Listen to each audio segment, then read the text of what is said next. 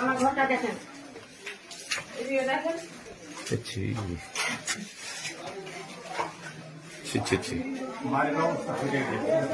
সব ফেটে গেছে। আমরা কোথায় থাকবো? সামনে দেখেন, সামনে এই সব দেখেন, ছাদ সব ফেটে ফেটে পড়ে যাচ্ছে। আমি কোথায় যাবো, কোথায় থাকবো? আমার স্বামীর বেরোনের দোষ, আমার স্বামী কাজ কাম কিছু করতে পারে না। আমি জমি জায়গা বেঁচে সব টাকা পয়সা রেখেছিলাম, সব নিয়ে চলে গেছে। ডাক্তার দেখাই খাই, ছেলে পেলে নিয়ে আমি তো বিড়ি ম্যানেজ করতে পারবো না। আমার সব নিয়ে চলে গেছে। আমার গহনা ছিল, মেয়ের নেকলেস ছিল, আমার ছিল মালা ছিল, 2 কানের ছিল, সব নিয়ে চলে গেছে। টাকা পয়সা, আমার বস্তা ভর্তি চাল ছিল, কিচ্ছু নাই ঘরে।